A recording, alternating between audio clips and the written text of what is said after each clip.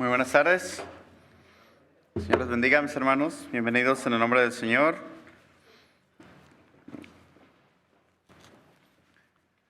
Un gusto poder estar juntos una vez más en la casa del Señor, alabándole y glorificándole.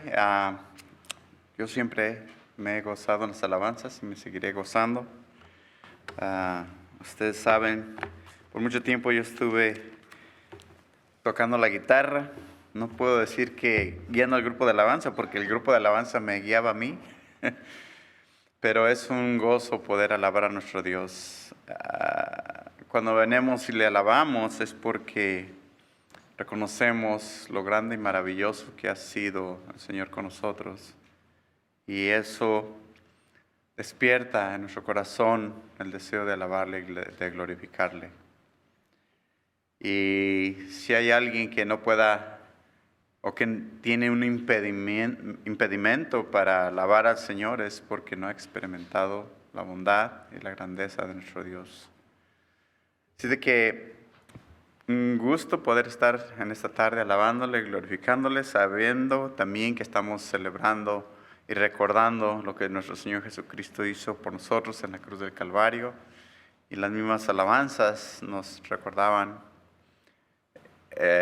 ese gran regalo de nuestro Dios que entregó a su Hijo Jesucristo a morir por cada uno de nosotros, aún sin merecer, aún estando muertos en delitos y pecados. Cristo murió por nosotros.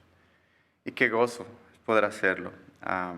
Queremos saludar también a nuestros hermanos que están por medio de internet en cualquier parte de el estado de California, en cualquier parte del sur de California, en cualquier estado que sea fuera de aquí, en México, en cualquier lado. Todos hermanos, los saludamos fuertemente, les mandamos un abrazo desde la promesa en Downey. Nos da gusto que podamos seguir juntos compartiendo la palabra de Dios, recordando lo bueno y lo maravilloso que Él es y exaltándole. Y queremos en esta tarde seguir en ese mismo sentir, simplemente alabándole, escuchando su palabra, recibiendo de Él y también participando de la Santa Comunión, recordando el sacrificio y muerte de nuestro Señor Jesucristo, que llevó a cabo en la cruz del Calvario por nuestros pecados. No se les olvide que mañana es noche de oración, así de que los invitamos a todos los que gusten acompañarnos. Quiero, antes de comenzar, darle las gracias a todos que estuvieron orando por nosotros. Anduvimos, como ya saben, de paseo y no porque gracias a Dios nuestra hija Saraí se graduó de la universidad y tuvimos la oportunidad de estar con ella y poder compartir tiempo allá donde ella estaba, y nos da un gusto y agradecemos grandemente al Señor por lo que el Señor ha hecho en su vida. Así de que gracias a ustedes, hermanos, que estuvieron orando por nosotros. El Señor nos dio muy buen viaje, fuimos y venimos con bien, gracias a Dios, y disfrutamos el tiempo allá en Pensilvania. Gracias una vez más. Y vamos a la palabra de Dios. El título del día de hoy le puse Sabiduría contra necedad. Y aunque para muchos de nosotros que somos amantes de los deportes pareciera un partido o un juego, un deporte entre dos equipos, no se refiere a eso. Pero lo que sí vamos a darnos cuenta de que en alguno de los dos bandos estamos. Y vamos a tocar en esta noche el Proverbios 29, del versículo 6 al versículo 12. Vamos a leer la palabra de Dios y vamos a hacer una oración para comenzar. Amén. Dice Proverbios capítulo 29, versículos 6 al 12. El hombre malo es atrapado en la transgresión, pero el justo canta y se regocija. El justo se preocupa por la causa de los pobres, pero el impío no entiende tal preocupación. El escarnecedor Los escarnecedores agitan la ciudad, pero los sabios alejan la ira. Cuando un sabio tiene controversia con un necio, éste se enoja o se ríe y no hay sosiego. Los hombres sanguinarios odian al intachable, pero los rectos se preocupan por su alma. El necio da rienda suelta a su ira, pero el sabio la reprime. Si un gobernante presta atención a las palabras mentirosas, todos sus servidores se vuelven impíos. Padre, te damos gracias, Señor, en esta tarde, una vez más, Señor, por tu gran amor, por tu gracia y tu misericordia, Señor. Padre, humillados delante de tu presencia, Señor, venimos ante ti, Señor, en esta tarde, agradecidos, Señor, por lo maravilloso que tú has sido en nuestras vidas, por todo lo que nos has dado, por lo bueno que has sido una y otra vez, Señor. Gracias te doy en esta tarde, primeramente por poder estar aquí juntos, Señor, unidos en tu nombre, alabándote y glorificándote, escuchando de tu palabra, buscando tu rostro, recordando, Señor, lo bueno que has sido con nosotros al entregar a Cristo Jesús a morir en la cruz por nosotros. Señor, te damos gracias, Señor. Queremos una vez más pedirte, Señor, que estés con nosotros en esta tarde, que llenes este lugar de tu presencia, que tu Santo Espíritu, Señor, se mueva entre nosotros, que podamos, Señor, disfrutar este tiempo, Señor, en tu palabra, disfrutar este tiempo que ya hemos tenido en alabanza, Señor, y que sigamos disfrutando las alabanzas, Señor, que nos traen a ti, que preparan nuestro corazón, Señor, para poder recibir de tu palabra. Padre, en esta tarde una vez más, quiero, Señor, pedirte que sigas con aquellos hermanos que aún están enfermos, Señor, y que puedan también ellos recibir pronta sanidad, Señor. Queremos poner todos aquellos, Señor, hermanos que han estado enfermos, batallando, Señor, ya con alguna enfermedad, y que, Señor, continúes haciendo tu obra en sus vidas. Padre, te queremos pedir por nuestra hermana Blanca una vez más, Señor, para que López, Padre, para que ella, Señor, tenga ese descanso en ti, Señor, para que tu mano poderosa la fortalezca, Señor, la levante, Señor, la ayude en cualquier necesidad que ella tenga. Señor, en esta noche quiero pedir específicamente por Vero, la prima de mi esposa, Señor, que le acaban de detectar cáncer, Señor. Sabemos que ella no te conoce, Señor, pero, Señor, queremos pedirte, Padre, que primeramente la traigas a tus pies, Señor, que ella pueda reconocer, Señor, su necesidad de salvación y que, Señor, esté dispuesta, Señor, a entregarse a ti, Padre.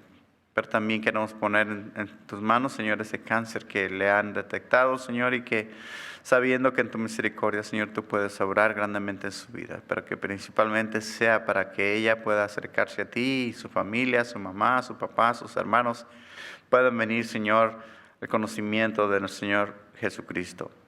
Padre, queremos poner a toda esta familia en tus manos, Señor, para que tú hagas la obra perfecta, Señor, como tú te lo sabes, Señor. Y queremos pedirte que hagas tu voluntad en ellos, Señor. Igualmente, Señor, con todos aquellos hermanos aquí presentes, Señor, que tengan alguna necesidad, Señor, cada uno de ellos, Señor, que trae una carga pesada, una necesidad física, una necesidad económica, Señor. Quiero ponerte todas y cada una de esas necesidades en tus manos, Señor, para que tú continúes, Señor, haciendo también tu obra en nuestras vidas, en medio de nosotros, Señor. Confiamos en tu bondad y en tu misericordia. Confiamos en tu poder. Confiamos, Señor, en lo bueno que eres, Señor. Y sabemos, Padre, que para ti no hay nada imposible. Y todas las cosas, Señor, podemos esperarlas de ti. Padre, ayúdanos a confiar verdaderamente en ti, que nuestra confianza esté puesta en tu fidelidad y en tu amor, Señor. Ayúdanos, Señor, a creer, Señor, que tú tienes el poder para sanar, que tú tienes el poder para suplir nuestras necesidades, que tú tienes el poder para levantarnos, que tú tienes el poder para afirmarnos en ti. Padre, ayúdanos, Señor. Ayuda a cada uno de mis hermanos, cualquier carga, cualquier lucha, cualquier tempestad que estén pasando, Señor. Ayúdanos a pasar por ella y a fijar nuestra mirada en ti, sabiendo, Señor, que tú eres el único que nos puede guiar a través de cualquier dificultad. Padre, gracias una vez más. Queremos poner a nuestro pastor en tus manos, Señor, para que continúes haciendo también la obra en su vida, Señor, que le continúes guiando, Señor, que le continúes usando grandemente en tu iglesia, Señor. Padre, gracias, Señor. Queremos pedirte, Señor, que tú guíes en esta noche mis palabras, Señor, que todo lo que salga de mi boca, Señor, sea lo que te agrade a ti, lo que traiga crecimiento a tu iglesia, Señor, y que podamos seguir creciendo de una manera, Señor, en tu palabra, Señor, de una manera fuerte, de una manera segura, Señor, sabiendo que tu palabra es viva y eficaz, Señor, que es más cortante que una espada de dos filos, Señor, y que puede hablarnos, puede redarguirnos, puede, Señor, traer, Señor, todos nuestros pensamientos a la luz, Señor, y que tu palabra, Señor, siga hablándonos, Padre. Es nuestro mejor deseo, nuestro principal deseo, Señor. Ayúdanos a meditar y a vivir plenamente, Señor, agradándote a ti. Padre, en esta noche nos ponemos en tus manos. Te pido que uses mis labios, que no haya nada, Señor, que obstruya lo que tú quieres que escuchemos en esta noche, Señor, y que podamos, Señor, salir de este lugar edificados en ti. Padre, te doy gracias, Señor, nos ponemos en tus manos y pedimos, Señor, que tú continúes haciendo tu obra en nuestras vidas. Gracias, Señor, por tu amor, por tu misericordia. En el nombre de Jesús. Amén. Muy bien. Antes de comenzar con la exposición de los versículos 6 al 12, quería hacer una explicación para poder entender un poquito más estos versículos que vamos a tocar en esta noche.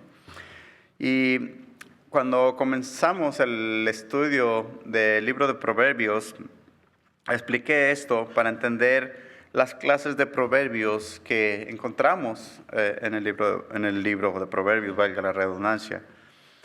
Y un personaje que se llama Anot, no sé de dónde salió ni quién es, uno de los comentaristas lo menciona, dice que esta persona titula el libro así, dice que se llama Leyes Celestiales para la Vida Terrenal. En otras palabras, estas son leyes dadas por Dios para que podamos vivir una vida que le agrada a Dios. Y este título podemos decir que hasta cierta forma, de una manera concisa, describe el contenido del libro. Una ley celestial para la vida terrenal. Un proverbio es una declaración expresiva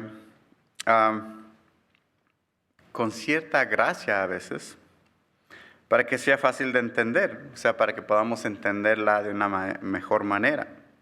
Por eso a veces encontramos ejemplos o analogías de algo físico para enseñarnos una verdad espiritual. Y la mayoría de los proverbios constan de dos frases o de dos frases mostrando ciertas similitudes o contrastes. O sea, algunas son dos frases que dicen básicamente lo mismo, pero lo confirman. Y a veces son dos frases que una sienta una cosa y la siguiente frase dice todo lo contrario. Pero hay muchas variedades, como lo hemos estado viendo a través de todo el libro de Proverbios. Y vamos a observar unos cuantos ejemplos de los proverbios, de la clase de proverbios que hay. Por ejemplo, algunos son muy sencillos, una declaración muy sencilla. Y en el Proverbio 16:7 dice, cuando los caminos del hombre son agradables a Jehová, aún a sus enemigos hace estar en paz con él. Y esta es una declaración muy sencilla, pero básicamente podemos entender que cuando nuestros caminos son de acuerdo a la voluntad de Dios, cuando buscamos agradarle a Él en todo lo que hacemos, entonces Dios hace que hasta nuestros enemigos estén en paz con nosotros. Y es una declaración muy sencilla, pero muy llena de sabiduría, especialmente cuando nos ponemos de acuerdo a la voluntad de Dios. Y esta es una clase de proverbio, o sea, una declaración muy sencilla que explica algo muy bueno para nosotros. Otros consisten de dos frases o oraciones que comparan una cosa con la otra. Por ejemplo, en Proverbios 25:25 dice, como el agua fría al alma sedienta, así son las buenas nuevas de lejanas tierras. Y sabemos que está comparando una cosa física para enseñarnos algo que puede suceder en nuestra vida. Por ejemplo, dice que el agua fría para un alma sedienta es como las buenas nuevas de tierras lejanas. Entonces, está usando algo material para enseñarnos algo sabio o espiritual. ¿Y quién no ha estado sediento en tiempo de calor? Nosotros que trabajamos afuera, a veces que andamos desesperados por tomar agua. Y así dice el libro de Proverbios que como el agua fría al alma sedienta, así son las buenas nuevas de tierras lejanas. Entonces, está comparando dos cosas. Son dos frases diferentes, pero con un ejemplo físico nos da una enseñanza espiritual. Otros proverbios, y estas son básicamente los que vamos a estar estudiando hoy, tienen dos frases o oraciones que generalmente unidas por una palabra y describen cosas que se oponen las unas a las otras. Y estas frases o oraciones están generalmente unidas por dos palabras, por pero o más. Y si notamos en los proverbios que acabo de leer, la mayoría de estos proverbios están unidos por una de estas dos palabras. Por ejemplo, para poner un ejemplo, Proverbios 17 dice, la memoria del justo será bendita, mas el nombre de los impíos se pudrirá. Está haciendo un contraste entre dos situaciones diferentes. Del hombre que es justo, dice, la memoria del justo será bendita, mas el nombre de los impíos se pudrirá. Y está haciendo, aquí vemos ese contraste entre dos situaciones diferentes. La memoria del justo y el nombre de los impíos. O lo que va a suceder con los dos una vez que fallezcan, por decirlo así. La memoria del justo será bendita, mas el nombre de los impíos se pudrirá. Y esta clase de proverbios se encuentra casi a través de todo el libro de Proverbios. Especialmente en estos últimos dos capítulos que hemos estado leyendo, que estamos estudiando, el 28 y el 29, dijimos que eran, como el título que menciona al principio del capítulo 28, que eran proverbios antitéticos, y eso significa que son proverbios que describen una frase y luego con la siguiente dicen lo contrario o la contra. Por eso son muy parecidos a este del capítulo 10, versículo 7. La memoria del justo será bendita, mas el nombre de los impíos se pudrirá. Y uno más, antes de comenzar, dice, hay proverbios que son dos frases o oraciones que repiten lo mismo o el mismo pensamiento, aunque de una manera ligeramente distinta, pero que confirman la primera frase. Y una de estas la encontramos en el capítulo 23, versículo 27, que dice, porque abismo profundo es la ramera y pozo angosto la extraña. Básicamente están diciendo lo mismo o afirmando la misma cosa, pero son dos frases distintas. Porque abismo profundo es la ramera o la prostituta y pozo angosto la extraña. Entonces, estos son, por decirlo así, cuatro maneras o cuatro proverbios de diferentes formas que encontramos en todo el libro de Proverbios. De esa manera, otro personaje llamado Derek Kidner dijo, este no es un libro de fotos, ni es un libro de buenos modales, sino que ofrece la clase de la vida. Cada ejemplo de comportamiento que se nos presenta es regido por el mismo criterio, que puede resumirse así: sabiduría o insensatez. En otras palabras, este título podría describir todo el libro. O estás con el sabio o entre los sabios, o estás entre los insensatos o los necios. Y básicamente, por eso le puse ese título. Si notamos, todos estos versículos, casi todos estos versículos, con excepción de unos dos,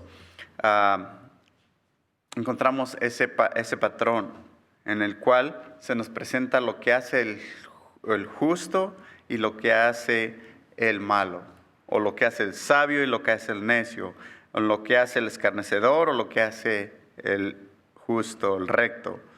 Entonces, básicamente estamos viendo una sección del libro de Proverbios en las cuales hay por decirlo así, una confrontación entre el necio y el sabio, o la sabiduría y la necedad. Así de que ya teniendo eso en cuenta, podemos comenzar con el versículo 6, y esto lo vemos claramente, principalmente en este versículo. Dice el versículo 6, el hombre malo es atrapado en la transgresión, pero el justo canta y se regocija. Y empezamos con ese contraste. ¿Qué es lo que pasa con el hombre malo? Es fácilmente atrapado en su pecado. La transgresión es el pecado. Y el hombre malo o malvado es fácil de caer en el pecado porque ya está atrapado por él, está ya sumergido en él.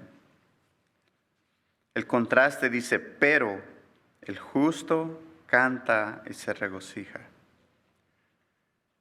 Y por eso yo hacía énfasis al principio en cómo debemos, como justificados por nuestro Señor Jesucristo, tener un gran regocijo en la alabanza. Y si no podemos alabar al Señor por alguna manera, deberías de preguntarte ¿por qué?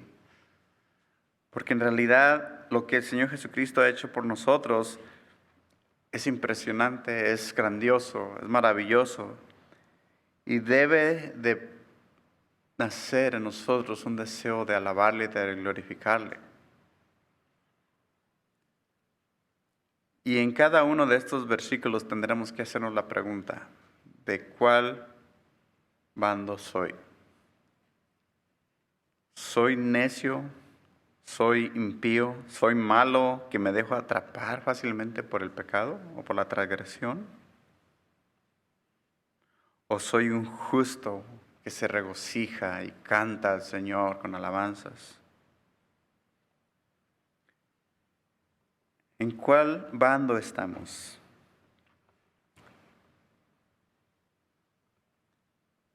Una vez que el Señor Jesucristo ha muerto por nosotros y que hemos sido salvos por su gracia y su misericordia, en nuestro corazón debe de haber el deseo de alabarlo y glorificarlo constantemente. David, que es el mejor y más grande cantor de las Escrituras, continuamente alababa al Señor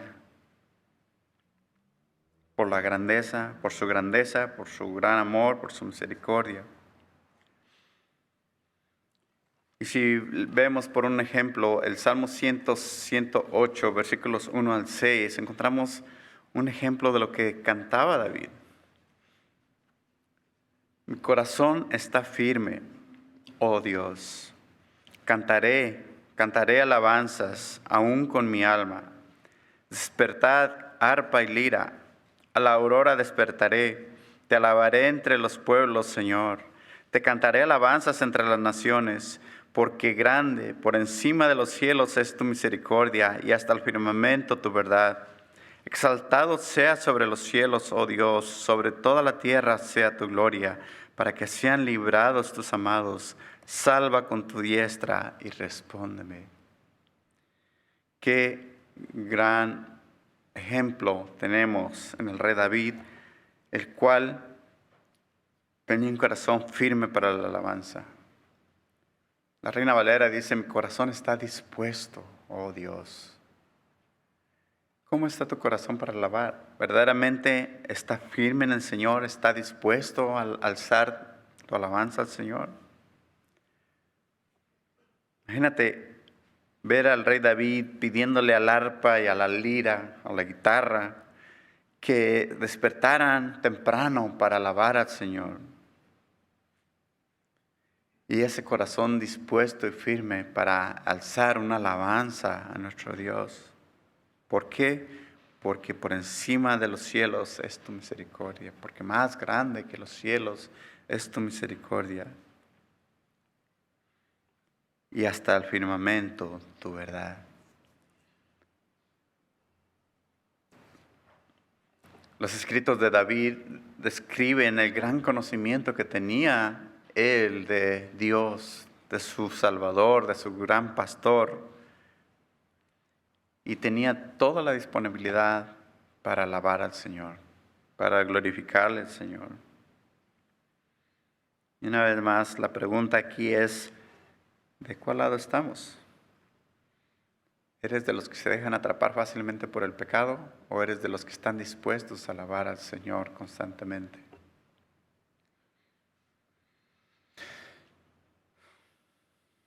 Versículo 7 de Proverbios 29 dice, el justo se preocupa por la causa de los pobres, pero el impío no entiende tal preocupación. Y aquí va primero el justo y dice, se preocupa por la causa de los pobres. O sea, si también somos del parte o del bando de los justos o de los sabios, entonces debe de haber en nosotros una preocupación por las necesidades de los demás. No como los impíos que dice, pero el impío no entiende tal preocupación. O sea, ni siquiera quiere saber al respecto. El impío no quiere ni siquiera saber de las necesidades de los demás.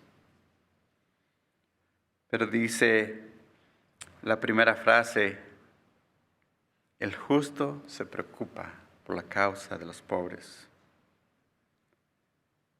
Y una vez más, Dios despierta ese interés o esa docilidad en nuestro corazón para preocuparnos por las necesidades de los demás. Porque el Señor Jesucristo es el que nos ha justificado y nos ha hecho criaturas nuevas. Antes de venir a Cristo, no nos preocupaba la vida de los demás.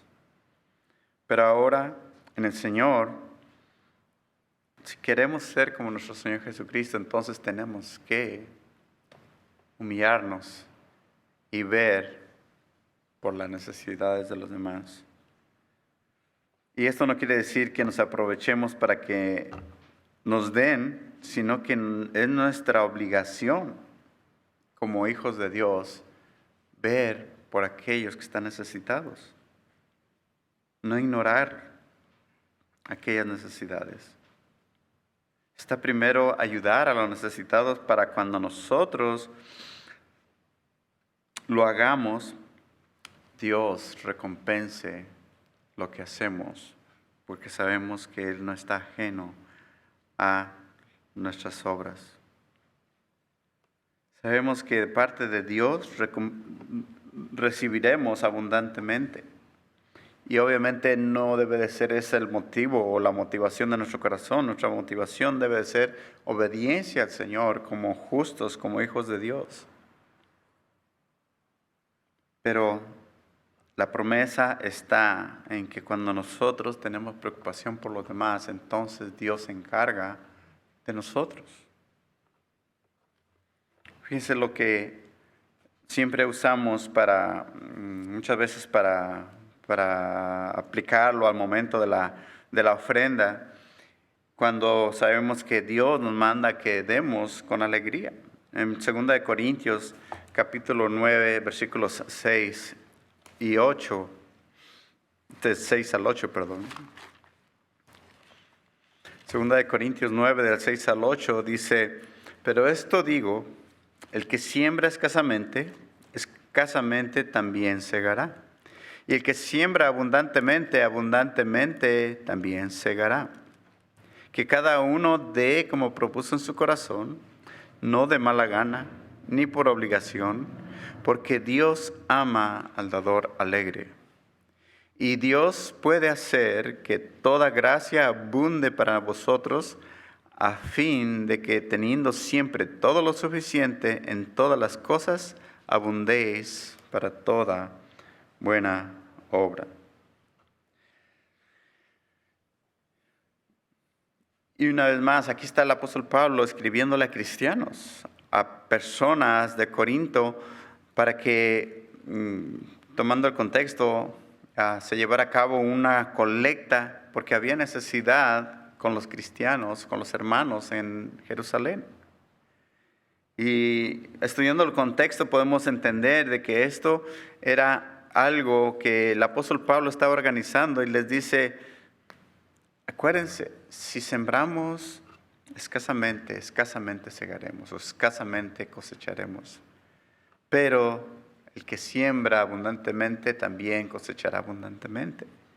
¿Quién se encarga de esto? Dios. Dios se encarga de que nosotros, cuando damos, recibamos en abundancia. ¿Cómo lo hace? No me preguntes, es el Señor. El Señor se encarga de ello. Dice que cada uno dé como propuso en su corazón, no de mala gana. Si vas a dar de mala gana, no des. Da de buena gana, con alegría en tu corazón, porque Dios ama al dador alegre. Y así es como debemos de comportarnos, de dar con alegría, de dar desinteresadamente, sabiendo que cuando nosotros damos, vamos a cosechar abundantemente. Porque Dios hace que esa cosecha abunde para nosotros. Versículo 8, aquí específicamente lo enfatiza. Y Dios puede hacer que toda gracia abunde para vosotros, a fin de que teniendo siempre todo lo suficiente en todas las cosas, abundéis para toda buena obra. Y sabemos que esa fue una gran disposición que tuvo no solo la iglesia de Corinto, las iglesias de Macedonia, Filipos, Tesalónica. Todos estos hermanos participaron de esta colecta para los santos en Jerusalén. Y todo, obviamente, fue por el llamado del apóstol Pablo y obviamente Dios obrando a través de él para que esto se llevara a cabo. Entonces, con referencia a las necesidades de los demás, tenemos que estar atentos, tenemos que estar dispuestos, porque eso es lo que el Señor quiere de nosotros. Este martes pasado estuvimos tocando un versículo muy interesante en el libro de Tito, en el cual también el apóstol Pablo, hablándole a Tito, le está dando esta recomendación, y ya casi al final del libro le dice esto a Tito, en Tito 3:14, y que nuestro pueblo aprenda a ocuparse en buenas obras, atendiendo las necesidades apremiantes para que no estén sin fruto.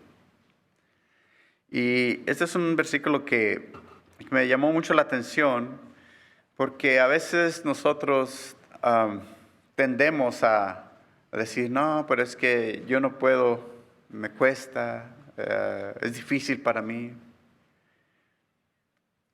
Y el apóstol Pablo dice que nuestro pueblo aprenda. Si no sabes, si no puedes, aprende. Si no tienes la capacidad, pídele al Señor la capacidad. Dios, por medio de su Hijo Jesucristo, ya nos transformó.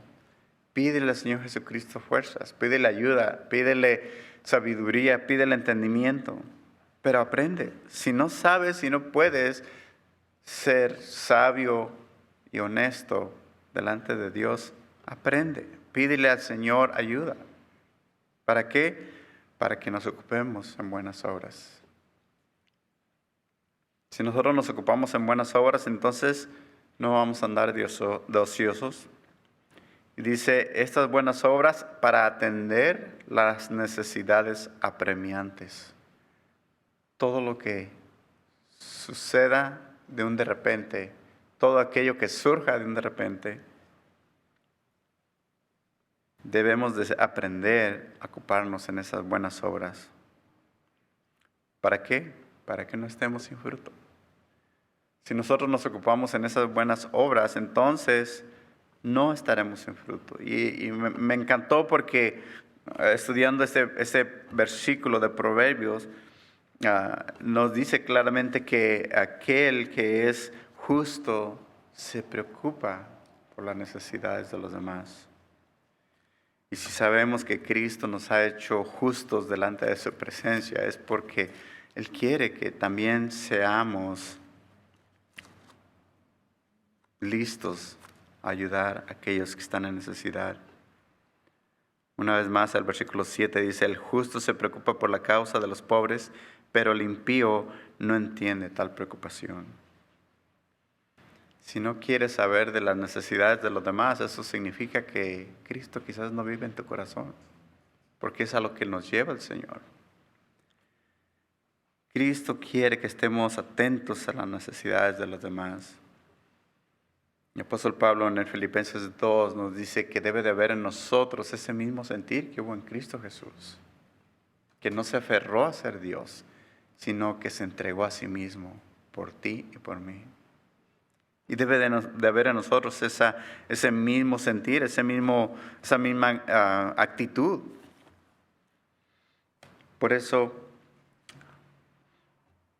una vez más, ¿en cuál lado estás? ¿Estás en el lado de los que buscan y se preocupan por las necesidades de los demás, que si no lo pueden, lo aprenden, lo buscan de cualquier manera? ¿O estamos del lado de aquellos impíos, malos, malvados, que no quieren ni siquiera saber de las necesidades de los demás? Y todos estos versículos nos llaman a lo mismo. ¿Dónde estamos? ¿De qué lado estamos? Así que cuando nosotros damos abundantemente, sembramos abundantemente, también cosecharemos abundantemente. Y Dios se encargará de eso. El versículo 8 dice, los escarnecedores, capítulo 29 de Proverbios, versículo 8. Los escarnecedores agitan la ciudad, pero los sabios alejan la ira. Y básicamente, especialmente este año pasado, vimos muchos disturbios. Sabemos el caso de este policía que fue muerto por allá en Wisconsin, no sé dónde, Minnesota. Pero aquel que es malo solo busca una excusa para unirse a la maldad. Aquí dice, los escarnecedores agitan la ciudad. Otra de las versiones dice que la incendian o que le ponen fuego a la ciudad. Y no necesariamente significa que literalmente incendien la ciudad, es simplemente que con lo que hacen como que fuera un incendio. Pero apoyar la revuelta, los disturbios, es solo una muestra de la maldad que hay en el corazón. Si hay alguien que está dispuesto a andar en estos disturbios, en estas revueltas, obviamente es una muestra que es un malvado, que es un burlón, que es una persona que se moja de los demás y que no solo agita la ciudad, pero que también puede llegar al extremo de incendiarla con su forma de vivir o su forma de actuar.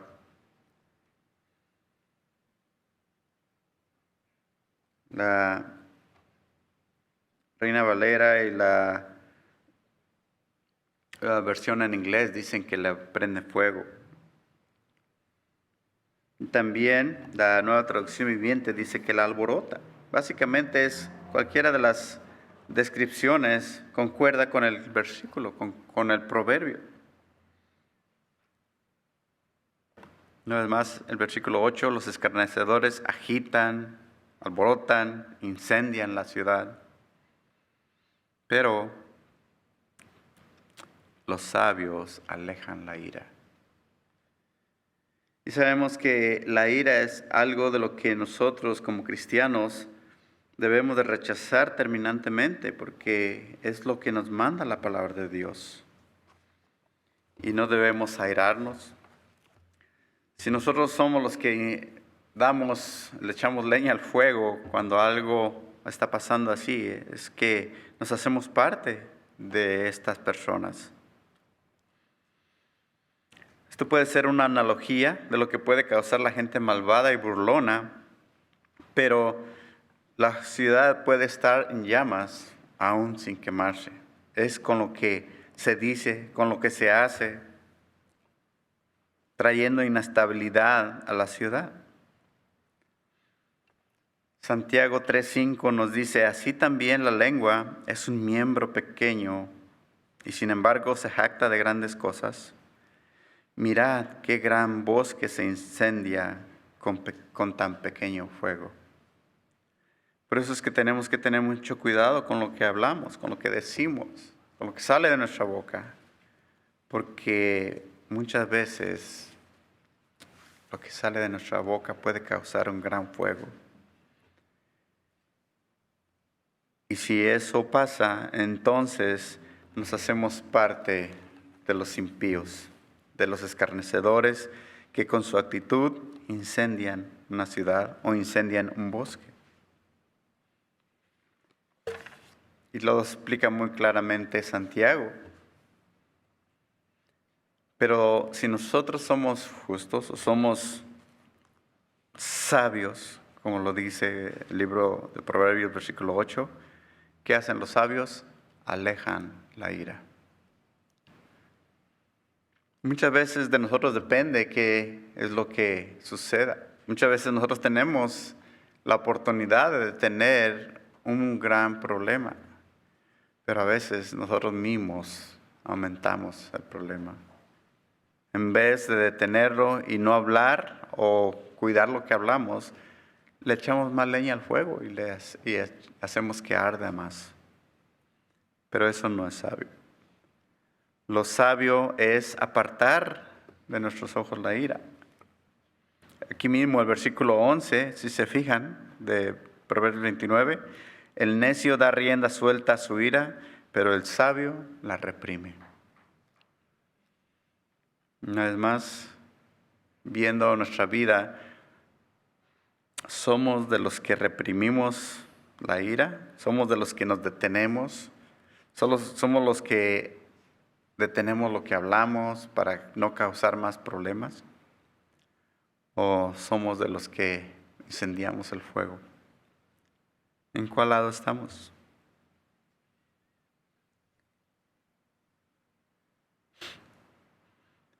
Es importante que cuidemos todo lo que hablamos, todo lo que sale de nuestra boca, porque si nosotros somos capaces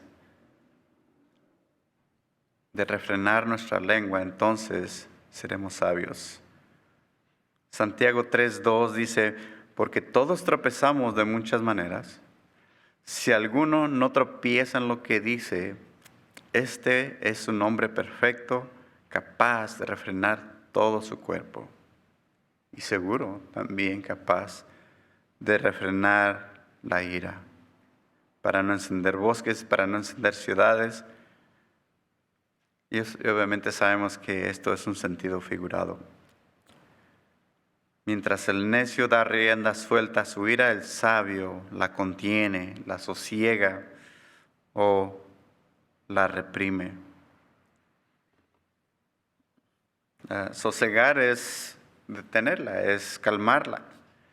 Si le decimos a nuestros hijos que viven aquí, sosiégate, no nos van a entender qué les decimos. Mi mamá siempre nos decía eso, sosiégate muchacho. Pero sabemos que eso es cálmate, repréndete, detente.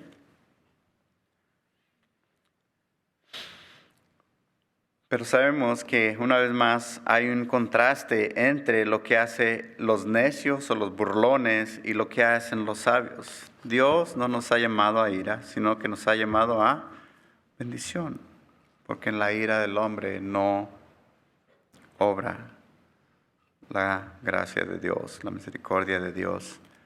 Así de que de nosotros depende como hijos de Dios cómo somos parte de la sociedad O estamos del lado de los necios o estamos del lado de los sabios que agradan a Dios.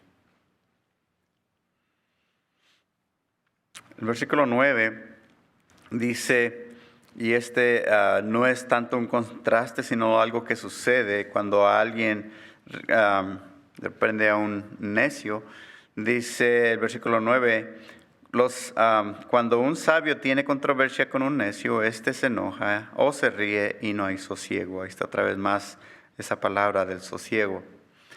Y ya la palabra de Dios nos ha enseñado que muchas veces es por demás tratar de corregir a alguien que es necio. Y a lo mejor muchos de nosotros todavía somos necios porque nos corrigen y no queremos entender. Especialmente cuando nos corrige nuestra esposa. Y no nos gusta que nuestra esposa tenga la razón o que nuestro esposo tenga la razón. Y nos dice lo que estamos mal y nosotros sabemos que estamos mal, pero por no darle la razón a ella, entonces no aceptamos la corrección. Pero la palabra de Dios en Proverbios nos enseña que a un necio es muy difícil hacerlo entender. Aquí el versículo 9 dice, cuando un sabio tiene controversia con un necio, se enoja o se ríe y no hay sosiego. O sea, no se calma, ni siquiera hay una buena respuesta. Así que cuando se trata de corregir y hacer entender a un necio, él se enojará más o se reirá de lo que se le dice. Pero no entenderá ni se logrará nada con él. Ahora, si nosotros somos necios, si no queremos entender, entonces nos estamos haciendo parte de estos necios que no entienden al sabio o que no reciben la sabiduría de Dios. Pero por eso Cristo murió por nosotros, porque antes del Señor nos era imposible recibir una corrección.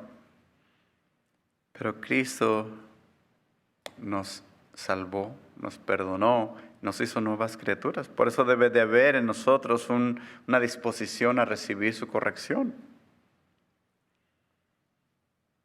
Cristo nos quitó esa necedad.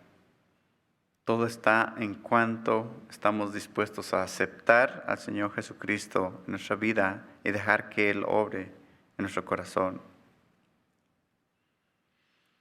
Proverbios 17:10 dice, la reprensión penetra más en el que tiene entendimiento que 100 azotes al necio. Si tienes entendimiento, entonces estás dispuesto a escuchar la reprensión. Una vez más, la reprensión penetra más en el que tiene entendimiento que 100 azotes al necio. En otras palabras, el que es necio en su corazón, le puedes hasta golpear lo que quieras y no va a entender. Y es a veces desesperante, ¿no? Si ha tratado usted con una persona así que es necia y que le explica las cosas de una forma y de otra y que no quiere entender, es desesperante. Porque uno quisiera una respuesta satisfactoria y no la hay.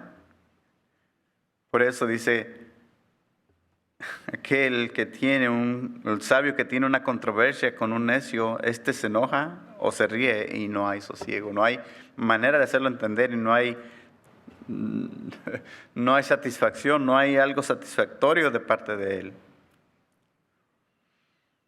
Aquí lo que importa es asegurarnos que estamos del lado del sabio, del lado de los sabios, de aquellos que primero reciben la reprensión de parte del Señor, pero que si tienen que hacerlo con aquellos que son necios también, tratarlo de corregir, pero a su tiempo. Y esperar que el Señor haga la obra, porque nosotros es imposible. Tratar de corregir al necio puede ser tiempo perdido, porque no se obtendrá ningún resultado, es lo que dice el libro de Proverbios. Proverbios 23:9 dice, no hables oídos del necio, porque despreciará la sabiduría de tus palabras. O sea, aquel que es necio desprecia menosprecia el valor de la sabiduría. Por eso el libro de Proverbios nos dice, mejor ni malgastes tu tiempo con ellos. Y qué triste es que alguno de nosotros se puede identificar como necio, porque nosotros deberíamos estar atentos a recibir la reprensión cuando alguien nos la da. Nuestro corazón debe de estar dispuesto a alabar al Señor, y glorificarle y recibir todo lo que nos enseña en su palabra. En el versículo 10, una vez más, encontramos el contraste entre los hombres malos y los sabios. Dice, los hombres sanguinarios odian al intachable, pero los rectos se preocupan por su alma. Una vez más, los hombres sanguinarios odian al intachable, pero los rectos se preocupan por su alma. Y obviamente aquí los hombres sanguinarios está hablando de aquellos que hay sangre en sus manos, que son homicidas. Y dicen, todos estos hombres odian la rectitud, odian a aquel que es intachable, que busca ser recto delante de Dios. ¿Por qué? Es obvio porque la maldad no se puede mezclar con la rectitud. Y hay un odio en contra de todo lo que es bueno.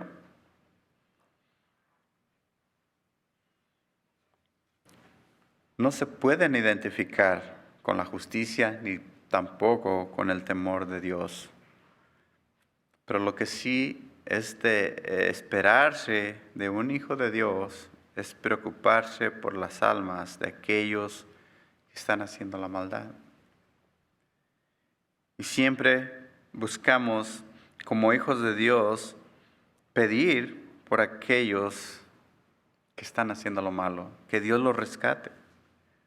Versículo 10, una vez más, dice, los hombres sanguinarios odian al intachable, pero los rectos se preocupan por su alma. Nuestro trabajo como hijos de Dios, como partes de los sabios, de los rectos, es preocuparnos por aquellos que hacen maldad y orar por ellos, ponerlos en las manos del Señor. Eso es ser sabio, eso es ser recto, de acuerdo a la voluntad de Dios. El versículo 11 ya lo habíamos conectado con el versículo 8, en cuanto al necio que da rienda suelta a su ira, pero el sabio la reprime. Solamente para terminar este pasaje, el versículo 12 dice, si un gobernante presta atención a palabras mentirosas, todos sus servidores se vuelven impíos. Y eso quiere decir que cuando hay un líder que es corrupto, influenciará a sus servidores y todos se volverán igual de corruptos que él. Y tenemos que saber y podemos verlo cuando hay un presidente que se inclina por la maldad, es porque la mayoría de la gente ha votado por él y está inclinada a la maldad también. Y es triste porque nosotros tenemos que hacer nuestra parte como cristianos y mantenernos del lado del Señor. Después de ver todos estos versículos, la pregunta es, ¿de cuál lado estamos? ¿Verdaderamente estamos del lado de los sabios? ¿O todavía hay cosas que nos identifican del lado de los necios? ¿Somos de los que sabemos reprimir nuestra ira? ¿O somos de los que le damos rienda suelta a nuestra boca y le echamos leña al fuego? ¿Somos de los que nos mantenemos buscando alabar al Señor y glorificarle? ¿O somos de los que nos mantenemos buscando hacer maldad y pecado? Eso debería de ser un examen que nos deberíamos de hacer diariamente. Y una vez más, si es difícil para nosotros hacer lo que le agrada a Dios, Primeramente, pidámosle a Dios sabiduría, porque dice Santiago que Él la da al que la pide abundantemente. Y segundo, aprendamos de Él. Aprendamos de nuestro Señor Jesucristo, que es manso y humilde de corazón. Él es nuestro ejemplo. Hay una palabra que se usa mucho, que es muy común y se usa mucho, que es simpatizar. Y normalmente se usa mucho, por decirlo así, cuando simpatizas con un equipo de fútbol, un equipo de deportes, o con un partido político, o con un movimiento, o con X tipo de cosa. Y lo curioso es que esta es una palabra en griego. Simpatizo es una palabra en griego y significa tener compasión de. Y no necesariamente significa que tenemos compasión de un equipo si somos simpatizantes de un equipo. Significa que nos hacemos parte de ese equipo.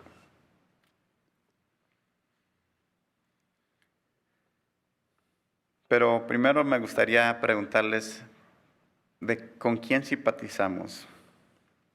¿Simpatizamos con los necios o simpatizamos con los sabios? ¿Simpatizamos con los rectos o simpatizamos con los impíos? Aquí el punto no es qué es lo que digamos tú o yo, qué es lo que muestra en nuestra vida. Porque lo que hagamos, lo que vivamos, es lo que va a mostrar con quién simpatizamos, de quién eres parte de. ¿Qué es lo que muestra tu comportamiento? No lo que dices, lo que haces. Verdaderamente muestra que eres sabio, que eres recto, que eres justo, que te preocupas por los demás, que reprendes tu ira, que alabas al Señor. O eres de los que son escarnecedores, burlones, alborotan la ciudad, se dejan llevar por el pecado.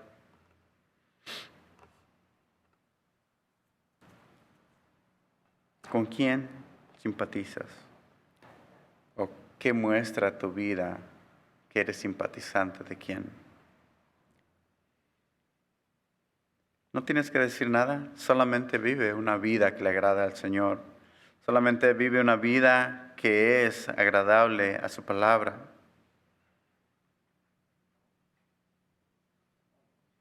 Y eso nos traerá grandes recompensas. Señor Jesucristo en Juan 14:15 dice, si me amáis, guardad mis mandamientos. ¿Amas al Señor Jesucristo? ¿Guardas sus mandamientos? Si no guardas sus mandamientos, entonces quiere decir que no lo amas. O que tienes problema con amarlos. Si le decimos Señor es porque estamos sujetos completamente a su autoridad en nuestra vida. Juan 14:23 dice, si alguno me ama, guardará mi palabra, y mi Padre lo amará, y vendremos a él y haremos con él morada. Qué hermoso saber que cuando nosotros guardamos los mandamientos, guardamos la palabra de Dios, entonces mostramos que somos seguidores de nuestro Señor Jesucristo, que lo amamos, que Él vive en nosotros, que Él hace morada en nosotros, junto con el Padre. Es nuestro diario vivir un reflejo de que amamos a Cristo, que guardamos sus mandamientos. Señor Jesucristo en Lucas 11:23 dice, el que no está conmigo, contra mí es. Y el que conmigo no recoge, desparrama. Hermanos, tengamos cuidado, qué es lo que hacemos, cómo vivimos, que nuestra vida verdaderamente muestre que amamos al Señor, que somos sabios, no que somos necios, que somos rectos de acuerdo a su voluntad y no impíos, dejándonos llevar por la transgresión y por el pecado. Ya para terminar, vamos a Santiago, capítulo 3, versículos 13 al 18, donde nos muestra la verdadera sabiduría. Esta es la verdadera sabiduría, no es la sabiduría que nosotros pensamos o que nosotros creemos, es la sabiduría verdadera, sabiduría que viene de lo alto. Santiago 3, 13 al 18, ¿quién es sabio y entendido entre vosotros? Que muestre por su buena conducta sus obras en mansedumbre de sabiduría. Pero si tenéis celos amargos y ambición personal en vuestro corazón, no seáis arrogantes y así mintáis contra la verdad.